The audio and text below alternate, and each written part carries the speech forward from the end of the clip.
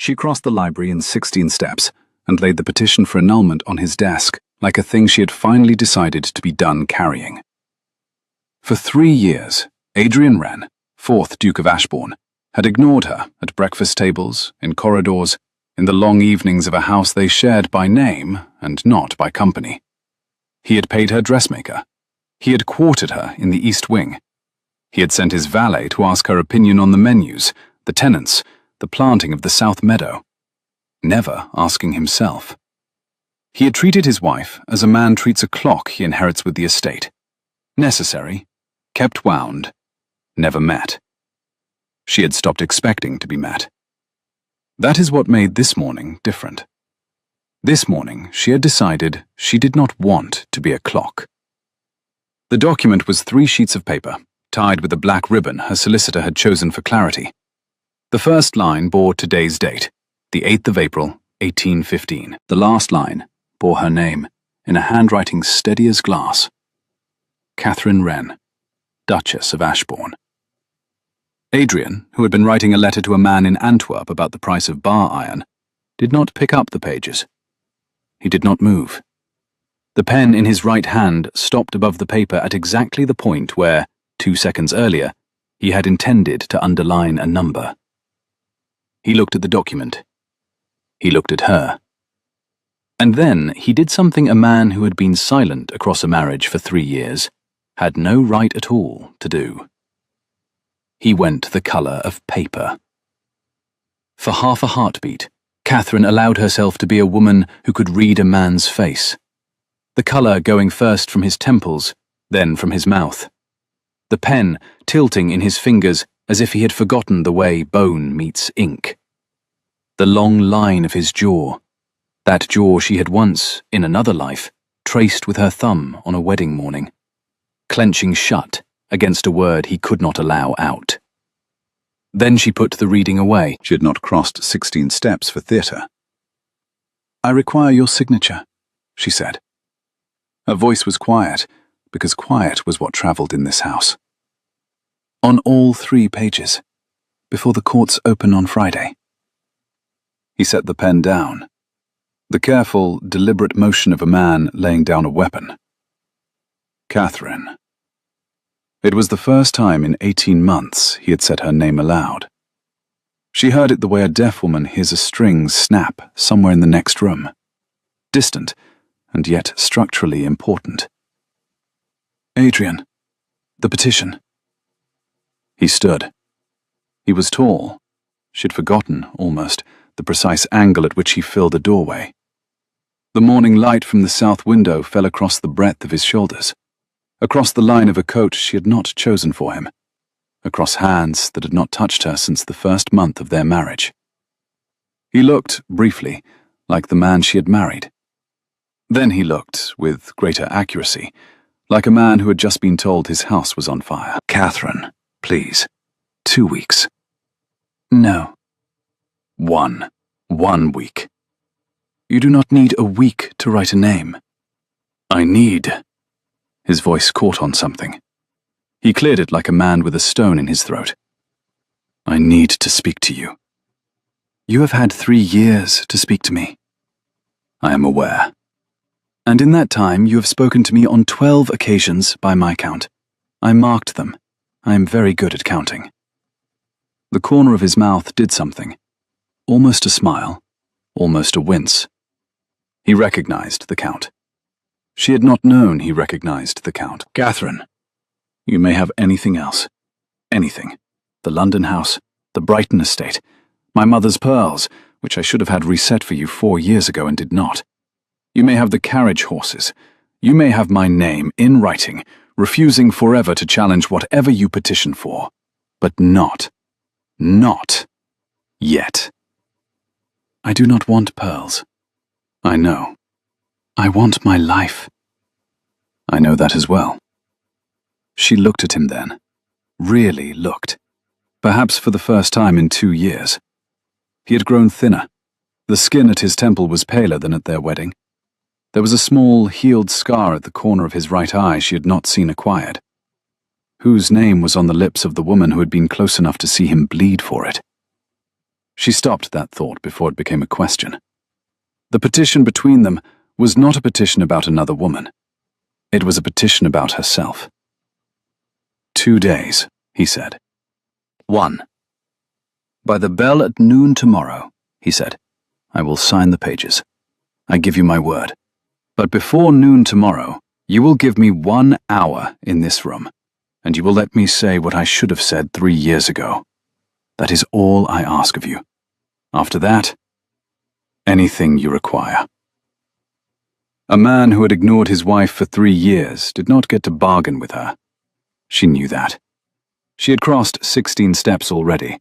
She could cross 16 more, out of the room, out of his hours. But the Duke of Ashbourne was the colour of paper. 1 hour, she said. Tomorrow at 11. I will sit in that chair. She did not turn to indicate it, but he knew which chair.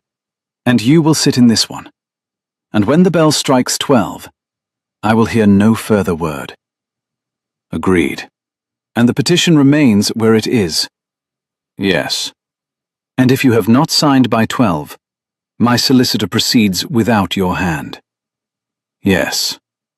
And we do not pretend, between this hour and the next, that I came here for any reason other than the one I have stated. Catherine, yes or no, Adrian? His knuckles on the back of the chair were white. Yes. She turned at the door. She did not mean to. The morning had been planned, every step of it, for 16 there and 16 back. What can possibly, she said, quietly, as if asking the question of the door frame rather than the man, have changed in 3 years, that you wish to say it now? He did not answer at once. He looked at the pen on the desk. He looked at the petition. He looked at the south window, where a hawthorn was just beginning to put out its first white blossoms. Nothing has changed, he said. That is the difficulty. She went out before her face could betray her. She closed the library door behind her. She crossed the corridor and took the back stairs and did not, until she reached the small sitting room of the east wing, allow herself to set her hand against the doorframe. She held it there. She held it the way a sailor holds a mast, not for comfort, but against capsizing. The east wing in April smelled of wood smoke, and the polish Polly used on the rosewood escritoire. The fire had burned down to a low orange line that still gave off enough heat to keep the chill of the long stone corridor at bay. Outside the window, Catherine had counted the windows of this room many times, on many mornings, and there were 7, the same 7 there had been on the morning after her wedding. The formal garden was beginning to put out the first green of the season. A pair of thrushes was doing whatever it is thrushes do in April, with vigorous and untranslatable opinion. A delivery cart with a striped canvas hood stood at the kitchen door. A maid was crossing the south lawn with a basket of damp linen. The world, indifferently and on its own schedule, was beginning to be the kind of world that smelled green again. None of which Catherine, in that moment, was registering. Her hand was on the doorframe. Her breath was very level. Her mouth was holding a shape it had not held in 3 years. A shape that contained, however small a portion, hope. She did not yet know that this was what the shape was. She knew only that her teeth were aching, in the way teeth ache when one has been clenching them for some considerable period without noticing. In the library, behind her, the Duke of Ashbourne sat slowly down in his chair. He picked up the pen he had laid down. He drew it across his palm, hard enough to leave a line of ink.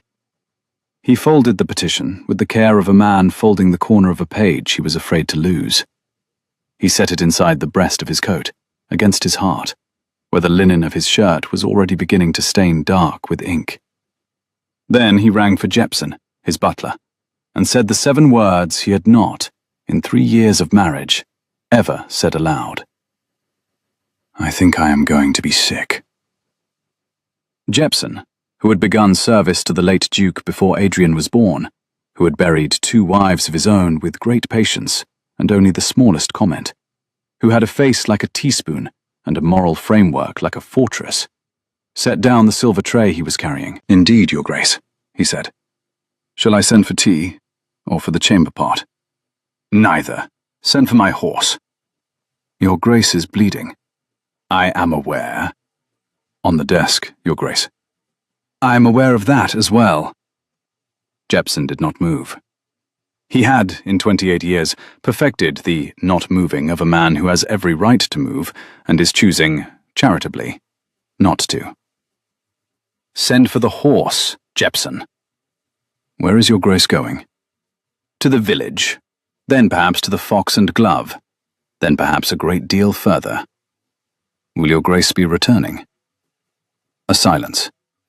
Adrian, who had ignored his wife for 3 years, who had built the careful architecture of that ignoring with every fibre of his careful architectural soul, looked at the wet ink on his palm. Yes, he said. Tomorrow at 11. Send for the horse.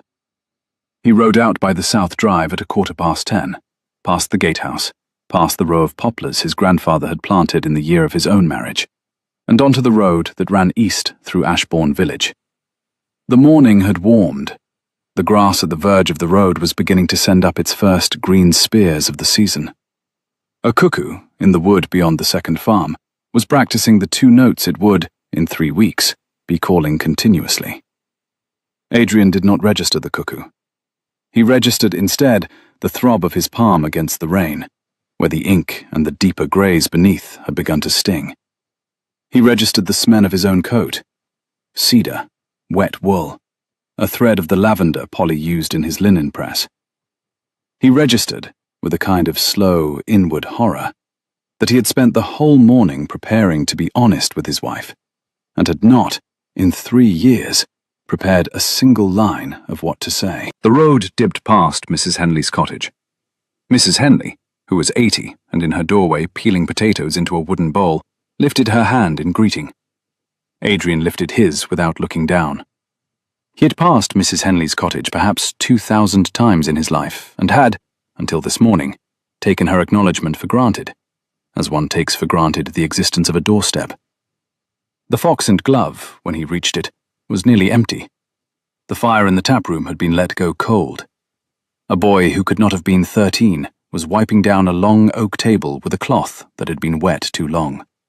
The publican, a man called Druitt, who had served the Wren's grooms for 30 years, brought him a small glass of dark ale without asking what he wanted, on the principle that a duke who had ridden out at this hour did not require a menu. Adrian sat by the cold hearth. He did not drink. He had not, he realized, intended to drink. He had intended to be in a room that contained no Catherine, no Jepson, no portrait under a sheet, no petition for annulment. The Fox and Glove qualified. He sat for an hour. He watched a fly, of unusual size for so early in April, bump itself patiently against the inside of a leaded window. He thought of his father, a man he had loved unevenly, and who had, by the evidence of one stolen page from a strongbox, also loved the wrong things and refused to tell anyone. And he wondered, for the first time in 3 years, whether the inheritance of that love had been something he could have refused. He had not refused. He had, instead, built a fortress. He had been, by his own design, the 4th Duke of Ashbourne who never quite arrived in his own marriage. The fortress had been costly. It had cost him 3 winters of solitary suppers, 3 Aprils of looking at a hawthorn through a south window without comment, 3 full years of the woman across the corridor whose breathing in sleep he could identify, after all this time, by ear. The cut at his hairline was not from a horse. It was from his own hand, on the iron bracket above the cold fireplace at the Fox and Glove, which he had hit, once, with the side of his head, in a single, foolish movement of self-disgust, while the publican was in the cellar fetching a fresh barrel and could not see. Adrian had cleaned it on his sleeve. He had ridden home, by the longer road through the home wood, with a thin, dried track at his temple, and an idea, half-formed, that he had reached the bottom of a thing he had been falling into for a long time. A man at the bottom of a thing has, at any rate, a floor under him. That, Adrian had decided on the long ride home, was a kind of beginning. Upstairs, in the east wing, Catherine did not weep. She had given up weeping in the 2nd month of her marriage, and had not taken it up again since, on the principle that one did not perform an art for which one had no audience. Instead, she sat on the edge of her bed and counted the windows of the room, which she had counted on every difficult morning for 3 years. 7. The same as on the first morning, when she had also counted them, and had also not wept. She had been 25 then. She was 28 now. 3 years was the length of a small war, or the time it takes a hawthorn to make berries. Her maid Polly came in with the breakfast tray she had not eaten. "Your Grace did not touch the toast." "I will eat the toast at supper. Take it away." "His Grace has gone out, Your Grace." "I saw." "He is bleeding, Your Grace." "He has cut his palm on a pen. I have lived with him long enough to know the difference between a wound and an inconvenience." Polly did not laugh, because Polly had been with Catherine for 3 years and had learned in that time that laughter at the Duchess's drier remarks was a thing the Duchess preferred to deliver herself. "Polly, is there a small key in His Grace's dressing room, in the top drawer of the writing table by the window?" A pause. Polly, who knew the inventory of the great house better than any housekeeper, weighed her loyalties briefly and then set them down where they had always been. "There is, Your Grace." "Bring it to me." "Your Grace, His Grace's writing table. Polly, he has gone out. He will not be back before evening, and tomorrow at noon I will have left this house. I do not require you to lie for me. I require you to bring me the key." Polly went. She returned in 7 minutes with a small brass key, no longer than a thumbnail, slightly tarnished from sitting in the back of a drawer for some time. "Your Grace, Mrs. Beverley says Your Grace must take care in His Grace's study. The lock of the second desk drawer is poor. She says Your Grace ought to know that it is poor. She does not say so to anyone else." So even Mrs. Beverley, the housekeeper of 19 years, had taken sides. Catherine had not realized she had been on a side. She had thought she had been alone in a long, well-furnished corridor for 3 years. It was a small revelation, and not, in the moment, an entirely welcome one. "Tell Mrs. Beverley I shall remember her kindness. And Polly, keep the household in their rooms this morning. I have an hour of quiet to take." She crossed the corridor. She crossed the great hall. She crossed Adrian's study, empty, the fire low, the smell of his cologne, cedar, dry tobacco, something like a cold wind off river stones, hanging in the curtains. And she stood at the second desk drawer and tried the key. It did not fit. Mrs. Beverley's warning had been more than a warning. It had been a hint. Catherine drew a hairpin from her chignon and bent over the lock the way her father had once taught her to do, on a rainy afternoon when she was 12 and bored, and had asked him how thieves got into houses. Her father, the late Mr. Aldenford, had been a country gentleman of strong inheritance and stronger opinions, and had answered every question his only daughter asked, on the principle that the world owed her a complete set of facts. The drawer opened. What was inside took her some minutes to understand. Or rather, the items required understanding in stages. The first stage was inventory. She lifted them out one by one and laid them in a row across the green leather of the desk. Letters, ledger, leather case, velvet-wrapped miniature. She used her handkerchief between her fingers and the paper because she was a methodical woman, and methodical women preserved evidence. The second stage was identification. The handwriting on the ledger was Adrian's. She had seen it on 3 letters during their courtship.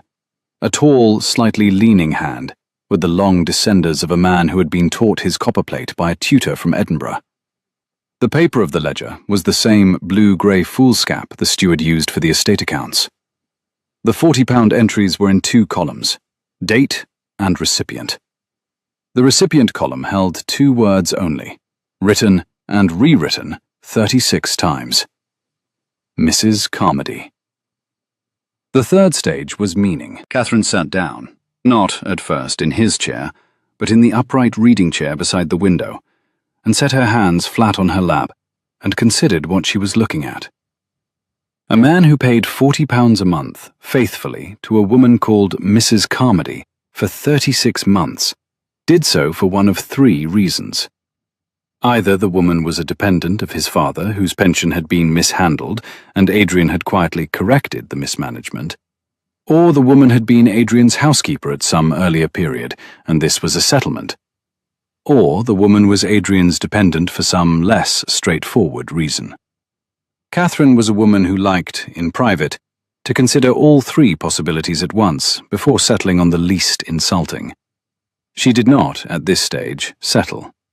She picked up the velvet bundle. The miniature in oil on ivory, 3 inches by 2, had been painted by an unsteady but very attentive hand. The brushwork on the lace at the throat was almost too careful. The hand of an amateur who had been taught to draw and had never been taught to paint with confidence. The face was hers. The expression was the half-turned, half-laughing expression she had worn, briefly, on the chapel steps, between the rector's blessing and the moment her new husband had taken her arm. She had not known anyone had been studying her face on the chapel steps.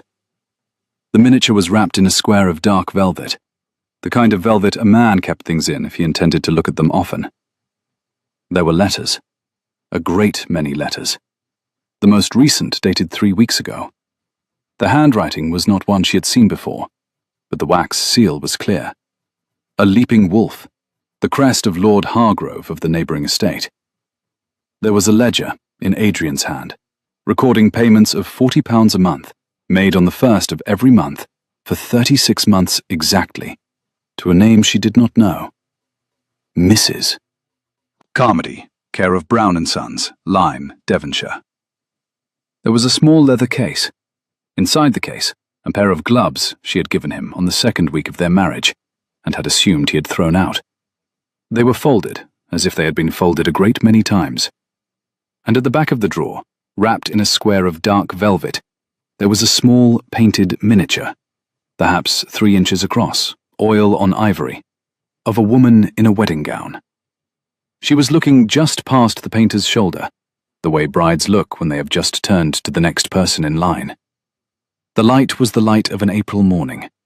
The dress was the dress Catherine had worn on the 8th of April, 3 years and 3 days ago. The face was Catherine's own. She sat down in Adrian's chair. She did not weep. She had given up weeping, but for the first time in 3 years, she felt something move in her. Neither anger nor relief, but a slow turning, the way a heavy ship turns into a wind it has been refusing to acknowledge. Then she read the letters. By the time the long case clock in the hall struck noon, Catherine Wren, formerly Aldenford, of Aldenford Court in Hampshire, presently Duchess of Ashbourne, had read enough of them to know that the man she had decided to leave was not, after all, the man she had thought she had been married to. She did not know yet who he was. She knew he was different. She knew he was complicated. She knew that whatever he wished to say to her at 11 the next morning, he had been preparing to say it, badly, for 3 years. She locked the drawer. She returned the key to its place. She went up the stairs. She walked through the gallery. She stopped in front of the door of his dressing room, which she had never, not once in 3 years, opened. And she opened it. There was a portrait on an easel under a sheet. She lifted the sheet. The portrait was of her, again as a bride, but unfinished. Painted in his hand, which she remembered from the long letters of their courtship. He had drawn small marginalia in the corners of his pages, country churches and herons, and once, foolishly, a lopsided sketch of his own dog, but had never seen at oils. He had been at it for some time. The face was finished, the hands were not. The dress was rough-blocked. The background was a window opening on a hawthorn tree she recognized, the tree outside the south library window, just now beginning to flower. He had been painting her, from memory, for 3 years. She let the sheet fall. Downstairs, far away, she heard hooves on gravel. He had returned earlier than expected. She heard Jepson's voice, level and dry. She heard the great hall door close. She heard his bootsteps on the marble, and she found, to her interest, that she could now identify them. She had been able to, all along. She wiped her hands on her skirts as if she had touched something dusty, although she had not. Then she went to meet him in the great hall, because she did not, today, intend to be a clock. He was on the bottom step of the staircase. His hat was in his hand. There was a cut on his hairline, freshly opened, a thin red track that had run down his temple and dried into the collar of his shirt. "I beg your pardon," he said, looking up. "I did not expect your grace in the hall." "I am not always in the East Wing. I have rooms throughout." "I am aware." "What happened to your hairline, Adrian?" "I fell from a horse." "You did not." A pause. "I did not." "You went to Lord Hargrove's." "I went to a tavern." "A tavern Lord Hargrove is known to attend." "Lord Hargrove is not known to attend the Fox and Glove. The Fox and Glove is for honest men, of which his lordship is not, at present, an example." "And you are an honest man, Adrian." "On Tuesdays. This is Tuesday." She did not laugh. She nearly did. She did not because she was not yet ready to laugh, and because Jepson, behind Adrian's shoulder, was watching with the deadpan absorption of a man who had been waiting a long time for the play to start its third act. "Jepson," Catherine said. "Has His Grace eaten today?" "Not since yesterday's supper, Your Grace." "Has he had the cut attended to?" "Not yet, Your Grace." "Bring tea. Bring something to eat. Bring a clean cloth and warm water and the small enamel bowl. Bring it all to the library." "Your Grace." "And Adrian." "Yes." "I have had a difficult morning. I did not expect to have a difficult morning. I expected to deliver 3 sheets of paper and to leave. I should like to ask you a single question now, and I should like you to answer it now, because I do not want to wait until 11 tomorrow to know." He set his hat on the side table. He did not move further. "Yes. Who is Mrs. Carmody?"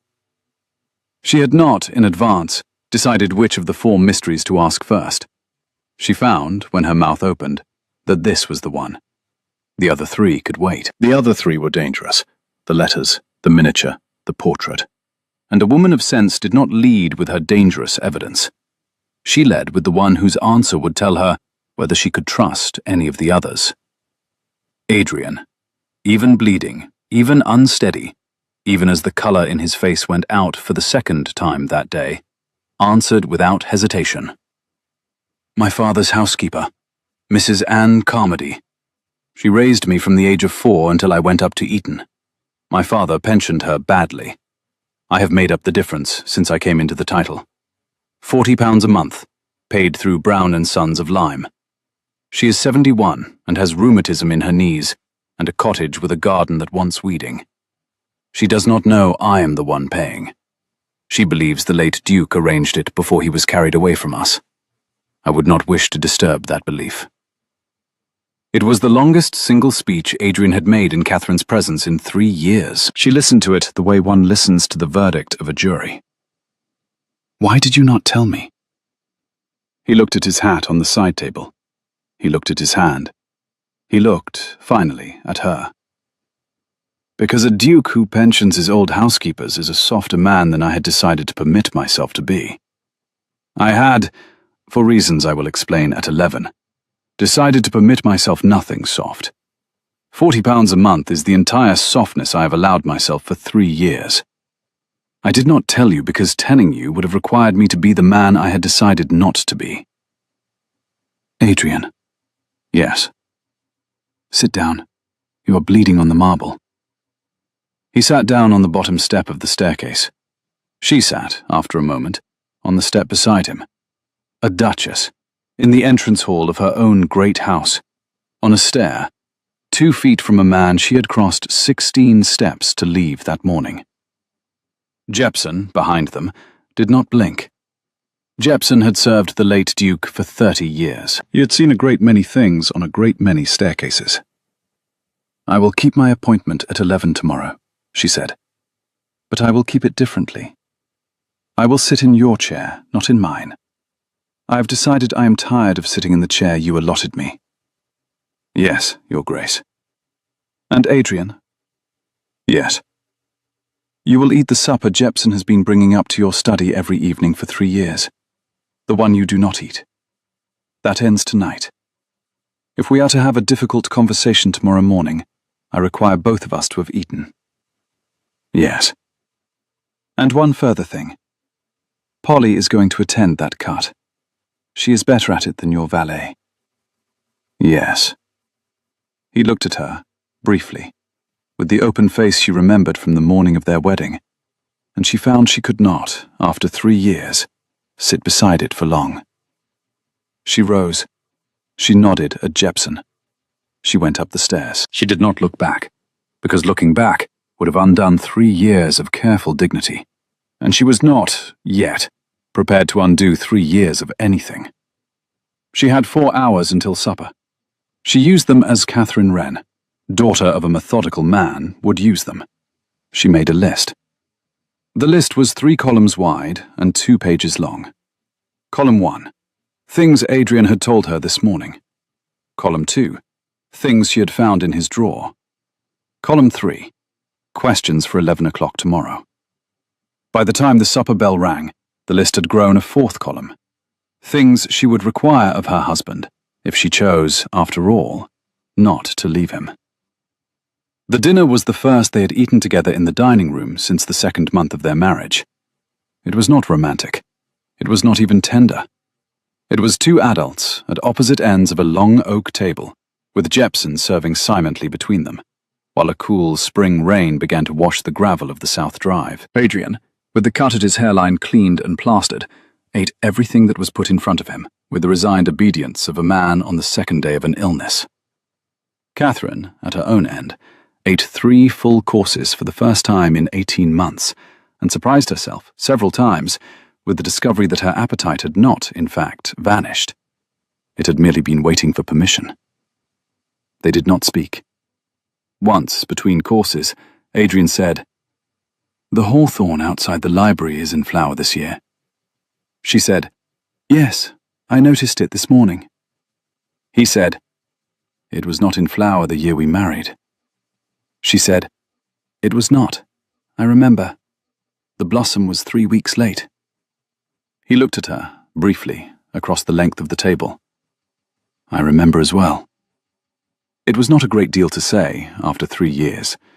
It was, however, more than they had said at any previous supper. She returned to her room and slept, against expectation, deeply. She had expected to lie awake. She had laid out, in her mind, the order of the questions she would ask in the morning, the order she would not ask, the order in which she would deliver her own portfolio if the conversation reached that point. She had set the candle on the mantelpiece for the long inspection of an unsettled night. The candle, when she woke at 5, had burned 3/4 down without her supervision. A kind of treasonous peace, she thought, fishing for irritation, and not quite catching it. The body had decided things the mind had not. She rose at 6. She wrote a brief letter to Mr. Whitmore Brown in London, instructing him not to act on Friday's filing date until further notice. She sealed it and gave it to the Morning Post. She bathed. She dressed in the dove-grey morning gown that suited her best for occasions in which she did not yet know what role she would be playing. She walked the gallery once, slowly, with her hand brushing the carved oak of the banister rail, the wood worn dark and smooth by 3 centuries of Wren women descending to breakfast. She had touched it for the first time, as a Wren, 3 years ago, in a wedding gown, on the way down to a chapel where a man had said yes to her, in a voice he had been preparing, she now understood, to spend 3 years recanting. She breakfasted, alone, at the long oak table where she had eaten supper the night before. The candles had been replaced. The hawthorn outside the south library window, she could see the corner of it from the dining room if she leaned a little, was still in flower. She drank 1 cup of tea and ate 3/4 of a piece of toast. Then she went to the library, 10 minutes early, and took her chair. She did not, today, count the steps. It was no longer a journey for which she required a count. At 11 the next morning, she sat in his chair. He sat in hers. It took him 43 minutes to say everything he had been preparing for 3 years. She let him take all of it. She did not interrupt. She did not, except once, change expression. Her face was the face her father had taught her to keep when receiving difficult news from solicitors, builders, or men proposing marriage on insufficient evidence. Composed, attentive, signaling nothing. What he told her was this. On the night before their wedding, the 7th of April, 1812, he had received, by a private courier whose face he did not see, a letter from Lord Edmund Hargrove of Hargrove Hall, the estate that bordered Ashbourne to the north. The letter contained two things. The first was a copy of a private paper from 1789, written in the hand of Adrian's father, the 3rd Duke. In that paper, the late Duke had documented, in considerable detail, a fraud he had perpetrated upon the family of one Sir George Hargrove, Lord Hargrove's father, by which Sir George was bankrupted, the Hargrove estates entailed to a creditor friendly to the Wrens, and Sir George's wife driven, eventually, into a long, quiet decline, from which Lord Hargrove had never quite forgiven the world. The paper had been written as a kind of confession, intended for Adrian on his coming of age. Adrian's father had not lived to see his son's coming of age. The paper had been stolen from Adrian's father's strongbox by a steward whose name was no longer remembered. The second was a list of names. Catherine's father, Mr. Aldenford, was at the top of the list. Beneath him were the names of 7 men of business and 3 of his closest tenants. At the bottom was Catherine herself. The letter said, "Make her your duchess if you must, Wren. The world expects it. Your father arranged it. My father would have arranged the same had his fortunes permitted it, and will not stand in the way of 2 old contracts. But make her your wife in any meaningful sense, and I will publish the enclosed paper, and bring 40 witnesses to prove it, and ruin your name. And because your name and your wife's name are now contractually one, I will ruin her also. Your father's land is, in part, on what should have been my mother's. Half her holdings are vulnerable. I have the lawyers ready. If you make her a duchess in name only, if you live as you must seem to live, separately, civilly, without children, I will let her keep what she has. If you make her your wife in body, in mind, in love, I will take from her everything your father took from mine. My patience ended on the day my father did. I do not require it to recover." Adrian, on the night before his wedding, had read the letter 3 times.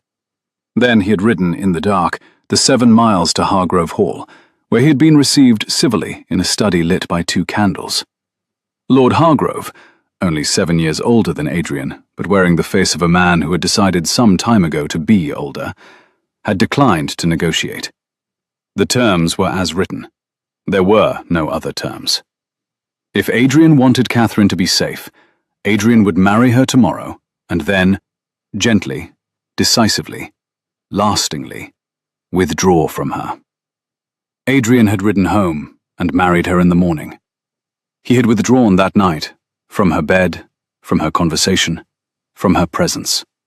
He had built around her, in the years since, an elaborate, expensive, courteous fortress of inattention, calibrated to suggest to any watching eye, and there were watching eyes, there were always watching eyes, that the Duke of Ashbourne neither valued nor much noticed his duchess. The fortress had worked. Hargrove had not moved against her, not in 3 years. Then, 3 weeks ago, Hargrove had written again. The letter Catherine had read in the locked drawer. The arrangement, the letter said, no longer pleased him.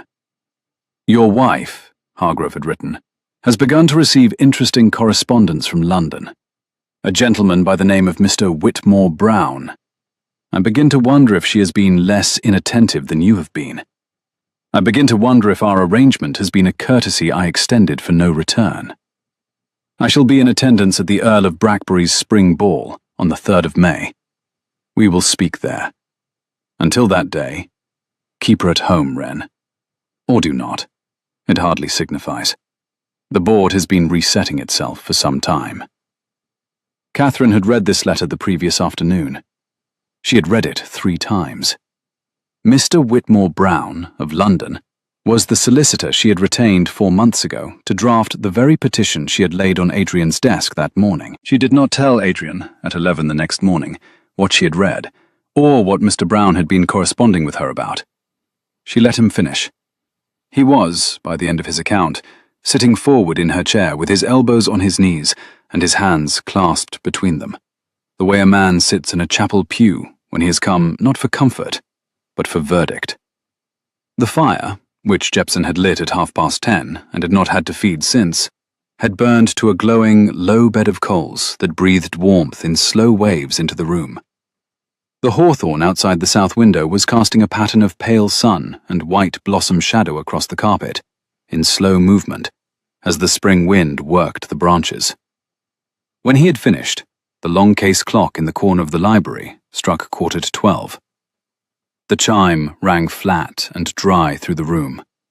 3 slow strokes, the last of them attenuating itself to a thin, held tone the carpet absorbed reluctantly. Catherine waited until the silence after the chime had reassembled itself before she spoke. She wanted the words to have a clean place to land. Adrian, I'm going to repeat back to you, in the simplest terms I can find, what you have just told me. You will not interrupt. You will say only yes or no in turn. I require this exercise because the matters at hand are large, and I do not wish either of us to leave this room mistaken about the shape of what has been done. He folded his hands more tightly. He did not answer. She had not yet asked. You ignored me to protect me. Yes. You did not consult me. No. You did not give me the chance to fight beside you. No. You took 3 years of my life. A pause. He looked at the carpet. He looked at the petition, now resting on the desk where she had laid it the morning before. He looked at her. Yes. A long silence. The hawthorn outside the south window was in full flower now. The room smelled, faintly, of the white blossoms and beeswax and the dry edge of old paper. And what will you do? She said.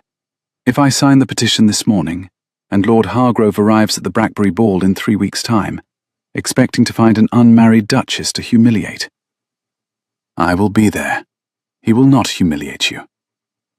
You will not be there. I will not be your wife. I will be there as the man who was your husband. He will laugh. He will not laugh long. You will ride to a tavern and come back bleeding. I will, if necessary. That is not a plan. No. That is an improvisation.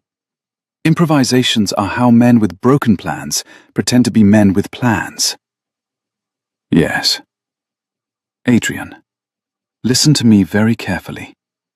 I am going to say a great many words now. I require you not to interrupt. He folded his hands in his lap. He looked at her. He did not interrupt. You have built this fortress alone. You have manned its walls alone for 3 years. You have, in the manner of a particular kind of man, decided that doing so privately was a proof of your love. It was not. It was a proof of your fear. She paused. The fire moved a single coal in the grate. He did not look up. She had not asked him to. And it was a kind of insult you may not have noticed. You treated me as a thing to be defended, rather than a person to fight beside. You did not ask me whether I would prefer 3 years of polite distance, or 3 years of partnership in ruin. You decided. You decided for me. You took the decision out of my hands, the way one takes a heavy plate from a child's hand, with the kindness of someone who imagines themselves wiser. A breath. She set her palms flat on the arms of his chair. He had been her husband, technically, for 3 years. She had only now, in the last 24 hours, become his wife in a sense the world would have recognized as such. The seat of him was warm. I am not a child, Adrian. I was your wife. I was your wife on the morning you read that letter. I would have been useful. I would have been very useful. I have been keeping notes, Adrian, for 3 years, on a man I was not allowed to know, in a house I was not allowed to influence. I am a woman who keeps notes. Let me show you what I have."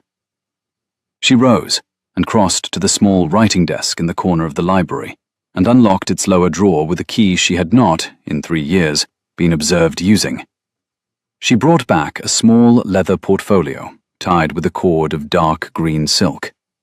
She set it on the desk between them. "This," she said, "is what your wife has been doing while you were doing what you decided to do." Inside the portfolio were 38 pages of documents. Some were copies. Some were originals. Some were letters in her father's hand, dated 1788 to 1791. Some were entries from estate ledgers, dated 1789. 2 were signed depositions, each almost 25 years old, from solicitors now deceased. 1, and this was the document Adrian's hand stopped at, was a personal letter from the late Sir George Hargrove to the late Mr. Aldenford, dated July 1789, asking for assistance in a matter of the most pressing dishonour committed against my house by a peer whose name I will not yet write, but whom I shall name to the Court of Chancery before October next. "My father," Catherine said quietly, "was Sir George Hargrove's solicitor. Briefly. At a moment when, as I now understand, your father was preparing to ruin Sir George. Sir George approached my father privately. My father, for reasons I did not, at the time, know, declined the case. That refusal cost my father a friendship, and, I suspect, some considerable peace of mind in the last decade of his life. He kept these papers in a strong box at Aldenford Court. After he was carried away, 8 months before our wedding, I inherited the box. I did not, at first, read its contents. After our marriage, when it became apparent that something in this house was not as I had been led to expect, I read the contents very carefully. I was my father's daughter. My father, when he could not understand a thing, made a list." She took a slow breath. "I've been keeping this portfolio in my mother's old jewellery casket in the East Wing. Polly knows. Mrs. Beverley knows. Jepson knows. They have known, in various degrees, for somewhere between 2 years and 3 months. They are good servants. They are also human beings who saw their duchess being shelved like a vase, and they decided some time ago that they would not interfere. But they would not, if asked, lie. Adrian, look at me." He had been staring at the document. He looked up. "I have known something was wrong since the morning after our wedding. I have not known what. I have gathered, over 3 years, what I could. I had reached the point where I had enough material to ruin Lord Hargrove, but not enough material to know whether ruining him would also ruin you. I could not act without knowing." She let the sentence settle, the pen in his hand. He had picked up a pen in the course of her speech, almost involuntarily, the way another man might pick up a glass, had begun to leave a small, crooked line on the blotter. She did not point this out. "I could not ask you, because you were not speaking to me. I could not leave, because leaving without acting felt like an abandonment of a problem I now believed was real. So I did the only thing left. I had Mr. Brown draft an annulment petition. I intended to deliver it to you, and I intended to watch your face when I did." He set the pen down. He set it down with the tenderness of a man placing a chance hand on a coverlet. "I needed to know whether you would let me go without explanation, in which case Hargrove was not the issue. You simply did not love me. Or whether you would beg me to wait. I needed your face, Adrian. I needed to read your face for the answer to a question I had been carrying for 3 years. Do you understand?" He understood. The understanding moved across his face, the way a wave moves across a beach. Slowly, and then all at once. "Yes." She told him she did not require the petition to be signed that day. He said he was aware. She told him that there was something else she required of him. "I require that we now, together, destroy Edmund Hargrove. Not gently, not slowly, not through one careful maneuver at a society ball. I require that we ruin him by the 17th of June. publicly, permanently, by documented evidence, in the courts, in the papers, in the Lords. I require that we go to London tomorrow morning. I require that we take the portfolio and your evidence and Mrs. Carmody's old correspondence, which I noticed in the bottom of your drawer and which contains, if I have read it correctly, a useful witness. And I require that we go to Mr. Whitmore Brown, who is, in addition to my solicitor, a personal friend of 2 members of the bench. I require that you be my partner now. I require that we no longer protect each other from information. I require that we be, for the duration of this matter, one person.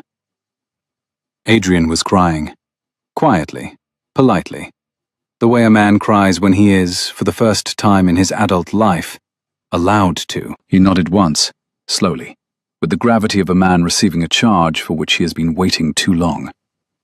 She watched the nod settle on him, and then, without softening, set out her conditions. After Hargrove was ruined, she told him, after the matter was closed, she would decide whether to sign the petition. She had not yet decided. He was not to pressure her. He was not to perform repentance, nor to buy her jewelry, nor to ride to taverns. He was not, ever again, to decide for her what she was permitted to know about her own life. If he ever did, and here, for the first time, she leaned forward across the desk and made him meet her eyes, she would leave the same week. She would not threaten. She would go. I know, he said. Then we are partners. Yes. And one more thing. Yes. The portrait in your dressing room. He covered his eyes with one hand. Catherine. Finish it. From observation, not memory. I will sit for you on Tuesday evenings, after supper, in the library, in this chair, in the ruby gown my dressmaker is finishing this week. You have not painted in 3 years. You will paint badly at first. I will tell you when the work is good enough. I do not, particularly, expect it to be a very good painting. I expect it to be a true painting, which is different. You are not a great painter. You are an attentive one. That will do. Tuesdays. Every Tuesday, until the painting is finished, or until I leave you, whichever comes first. He laughed, then, a single, wet, surprised laugh, and Jepson, on the other side of the library door, took the opportunity to come in with the tea. They went up to London that afternoon. They went together in one carriage, with Polly and Adrian's valet on the box, with the portfolio on the seat between them, with the petition still, Catherine had not asked for it back, folded in the breast of Adrian's coat. It is not necessary to recount everything that happened in London over the following 2 weeks, because what happened in London was, in essence, the visible outworking of a thing that had already been decided in the library at Ashbourne on the morning of the 9th of April. Mr. Whitmore Brown, of Brown and Beach, of Lincoln's Inn, a man of 70 whom Catherine had retained on her father's old recommendation, looked at the portfolio for a quarter of an hour and said, "Ah," with a kind of grim professional pleasure.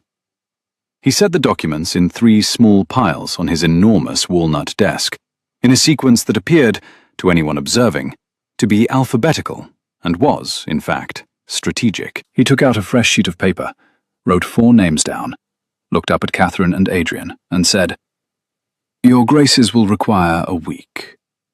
Then he rang for his clerks, who were 4 in number, and put all 4 of them on the matter without further ceremony. By the 3rd day, Brown's clerks had located 2 living witnesses to the 1789 fraud, Mrs. Anne Carmody being one, and an aging Mr. Tilney of Bath being the other, and had persuaded both to give sworn statements. Mrs. Carmody, on being told for the first time who had been pensioning her these 18 years, set down her teacup with great care, looked at Adrian for a long moment over the rim of her spectacles, and said only, "I had wondered. The Duke, your father, was not the man for it. I am glad it was you." She gave her statement that same afternoon, in a clear, country hand, with one paragraph in which she described, with the precision of a woman who has spent 40 years polishing the silver of a man she did not respect, the late Duke's habits, his desk, his strong-box, and the morning she had seen the steward leave the study with the paper folded inside his coat. By the 7th day, Brown had filed papers in the Court of Chancery, opened a private inquiry through the Lord Chancellor's office, and placed 2 carefully verified accounts in the more discreet London papers. By the 10th day, Lord Hargrove's lawyer had presented at Brown and Beach with a request for a private conversation. By the 12th day, Lord Hargrove himself had retired, indefinitely, to a small house in the north of England, and his peerage had been quietly stripped of 3 of its most lucrative magistrate appointments, pending a matter in the Lords expected to take 18 months and to end, in all likelihood, badly for him. He was not ruined. He was eclipsed.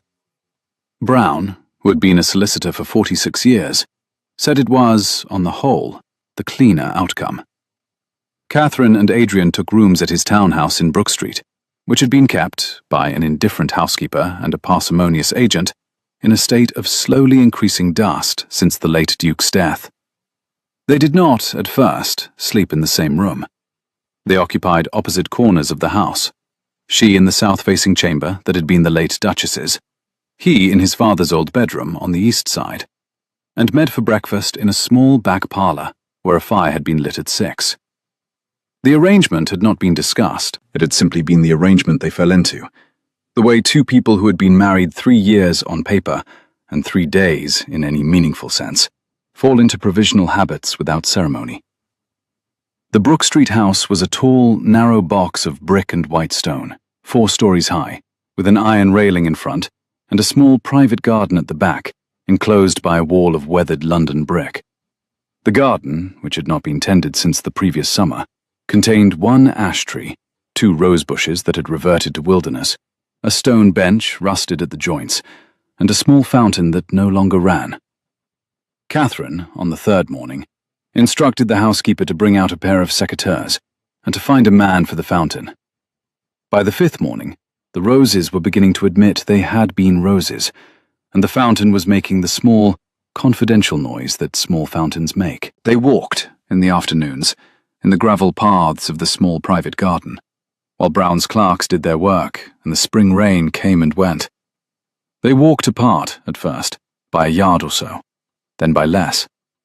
By the 7th afternoon they were walking close enough that the hem of Catherine's pelisse brushed the toe of Adrian's boot at every other step, and neither of them remarked on the fact, because remarking would have required acknowledging a thing both of them were content to allow without acknowledgement.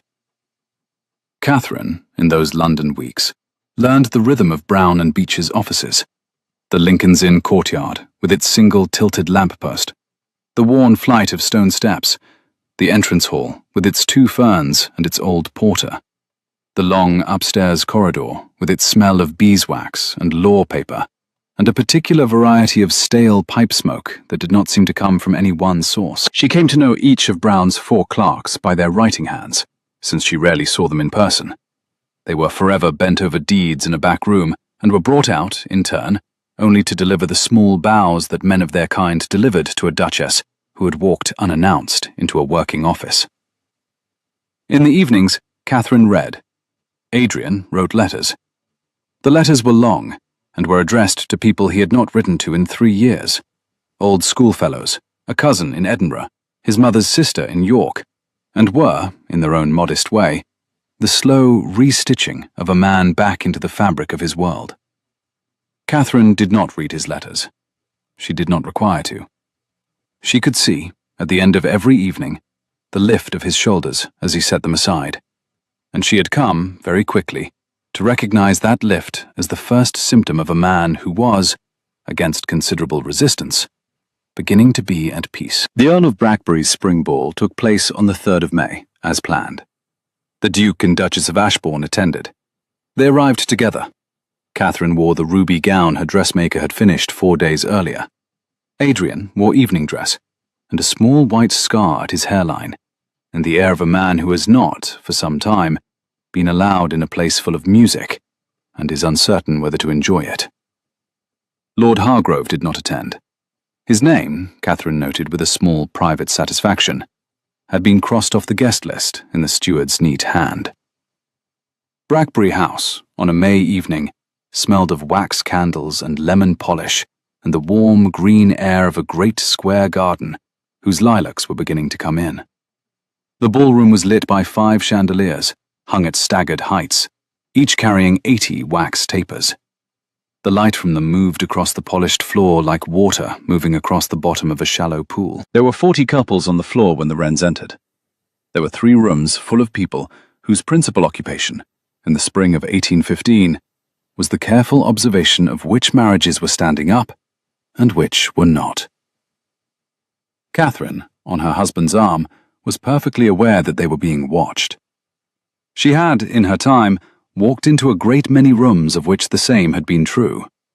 She had also, in her time, carried a portfolio against the same risk. The portfolio she had brought tonight was not on paper. The portfolio was the way Adrian's hand sat against the small of her back as she stepped over the threshold. The way her ruby gown took the chandelier light and threw it forward like a small private signal across the room. The way she did not, on entering, look for anyone in particular. The watching dowagers, observing all 3 things, drew the conclusion they had been instructed by recent gossip to draw: that there was, here, no marriage to be ended. The conclusion was technically incorrect. Catherine intended to keep it that way for as long as suited her. In the dance, a quadrille, simple, 4 square, the kind of dance that gives a man's hand permission to settle briefly at his wife's waist without comment from the watching dowagers, Adrian set his palm against the small of Catherine's back, and she let it stay there, and the watching dowagers commented anyway, but politely. "You have not danced with me since our wedding," Catherine said, low, beneath the music. "I am aware." "You have improved." "I have not." "You have. You used to lead like a man on a parade ground. You now lead like a man who has noticed I am also dancing." "That," Adrian said, "is because I have noticed." She did not answer. She allowed him the line. They went home in the early hours. The carriage rocked along the gravel of the South Drive at Ashbourne, and the moon was bright enough that Catherine could see the hawthorn outside the South Library window had finished its blossoms and was beginning to set its small green berries. April had become May. The world had, for the first time in 3 years, been allowed to move. The first Tuesday came 2 weeks later. After supper, Catherine put on the ruby gown again. She would, in time, have other gowns, other Tuesdays, other portraits. But the first one was the ruby. And she sat in the library, in his chair, while Adrian set up his easel by the south window. He was clumsy with the brushes for a quarter of an hour. He was less clumsy after that. By 9 o'clock, he had blocked in the line of her shoulders. By 9:30, he had stopped working and had simply been looking at her for some minutes. "You may resume," Catherine said. "I am observing." "You required observation." "I required painting. The observation is preliminary." "It is, at present, also pleasant." "Adrian." "Yes." "The painting." He resumed the painting. The first Tuesday did not become a kiss. Neither did the second. The third Tuesday did. He set down his brush and crossed the room and said, "I am going to require, at this point, to put my mouth somewhere on you. The choices appear to be the back of your hand or the corner of your mouth. I leave the choice to you, since I have decided, you may recall, never again to decide on your behalf." Catherine considered him for a long moment. "The corner of my mouth, Adrian, with your hand at the back of my neck, where it has not been in 3 years. I have an idea of how it ought to feel, and I should like, at this point, to verify the idea." He verified the idea. The kiss was longer than either of them had planned. It was the kind of kiss that put paid, in a single 8-minute exchange, to 3 years of inattentive supper, separate doorframes, and unwritten letters. It was, also, the kiss of 2 adults who had, by then, fought a small private war together and won it. And that, Catherine thought afterwards, was perhaps why the kiss carried what it carried. It was not the kiss of the 2nd month of their marriage. It was a kiss that had been earned, very expensively, against the grain of 3 years of foolishness. "I love you," Adrian said, into her hair. when the kiss was over. I have loved you every day of 3 years. I am aware. I have been aware for some time. Adrian, listen. I have decided not to sign the petition. I decided 3 days ago. I have not yet told my solicitor. A pause, long enough to be felt across the carpet between them. He drew breath, and she went on before he could speak. She required, she said, that the petition not be destroyed. It was to sit on the mantelpiece in this library, in the small glass paperweight he had bought in London on the 14th of April, where it could be observed by both of them at any hour. They would treat it as a thing they had kept and not used, like a ledger, like a scar. They would not pretend it had never existed. She would not have it pretended. It will sit on the mantelpiece, he said. For how long, Catherine? For as long as we are married.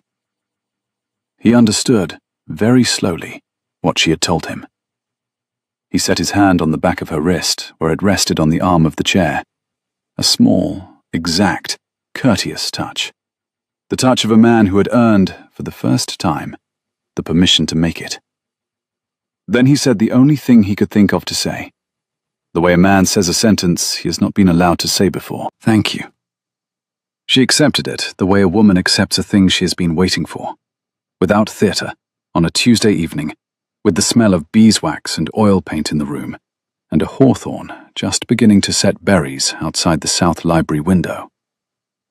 It is, of course, the case that some readers will require an epilogue. We will provide one, briefly, because the rest of the matter is private. 6 months after the third Tuesday, that is to say in early November of the year 1815, a letter arrived at Ashbourne, addressed to Mrs. Anne Carmody of Lyme, Devonshire, care of the Duchess of Ashbourne. It had been posted from London, at Mrs. Carmody's request, to her own forwarded address.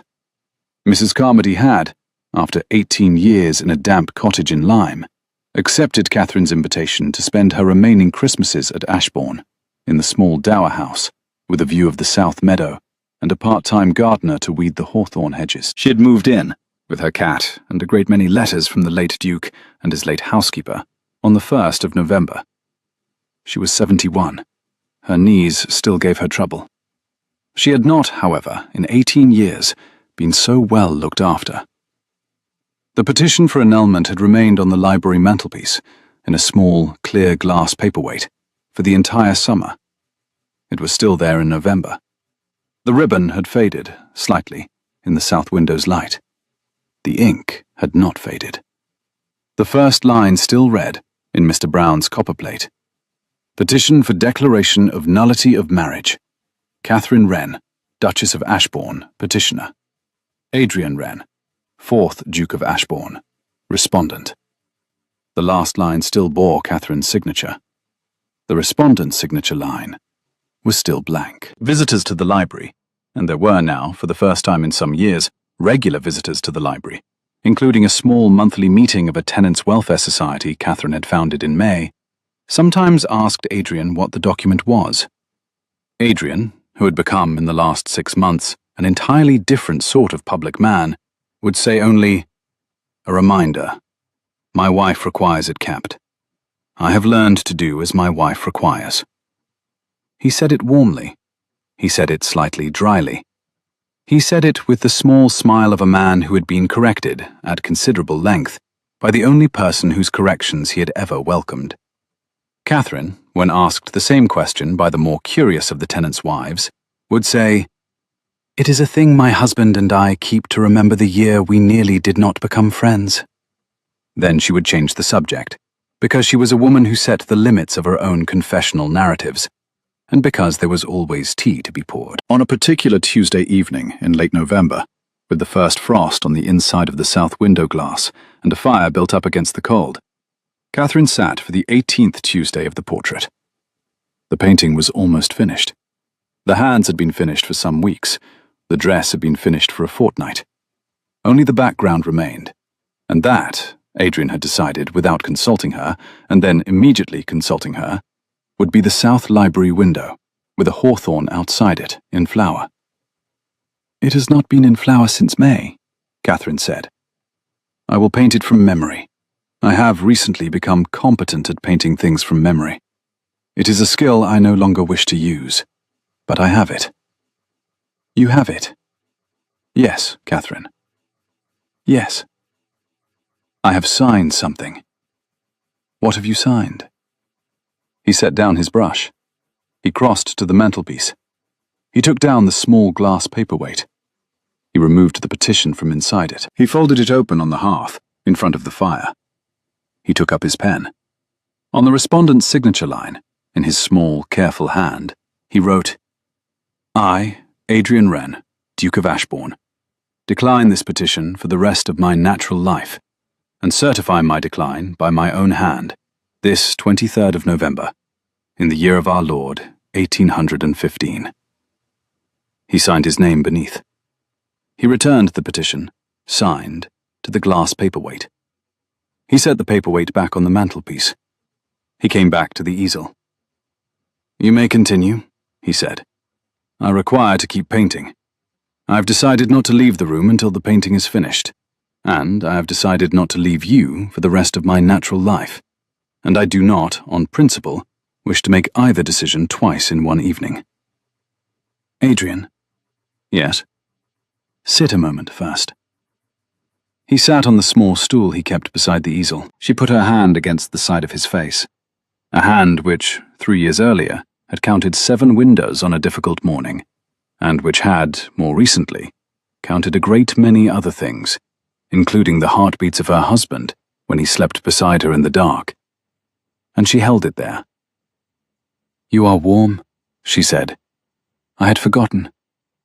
I had decided, against considerable evidence, that you were a cold man. I had decided it on the 2nd morning of our marriage, and I had carried the decision forward through 3 years on insufficient examination. I should like, on the record, to retract the decision." He turned his face into her palm. "It is retracted, Your Grace." A small silence. The fire stirred in the grate. Adrian set his free hand on hers and held it there. She let him, because she had decided, some weeks earlier and without ceremony, to let him. "The painting will be finished tonight," he said. "I had thought it would be finished in October. I have been delaying." "I know that as well. I am observant by nature, Adrian. I have always been so. I see a great deal, and I deliver my observations on a schedule of my own choosing." He laughed. The open, slightly winded laugh she had been hearing more and more often over the summer, and which she had decided, privately, was the sound she wished to hear at her last hour, if circumstances should arrange themselves so politely. "Then I had better finish the painting." "You had." He finished it that evening. The hawthorn, painted from memory of May, set against an early November frost on the inside of the south window, bloomed on canvas long after it had finished blooming in life. The portrait was hung in the small breakfast room a week later, where Catherine could see it each morning while she drank her tea, and where Adrian, who had begun, since June, to take breakfast at the same table as his wife, could see it as well, opposite him, every day of the rest of his life. The petition remained on the library mantelpiece, signed at the bottom, kept under glass. He had stopped being the man who inherited her with a house. She had stopped being a clock. They had finally, painfully, late, learned to be the same kind of weather. If you have ever stayed beside someone longer than you were sure was wise, because something underneath the silence kept asking you not to leave, you may understand the kind of marriage Catherine and Adrian Wren went on to have. Tell me, in the comments, whether you have known a silence of that kind, and whether you decided to wait it out. I should very much like to know. And if you would like to hear the next of these stories when it appears, please subscribe. There is, as always, a Tuesday coming.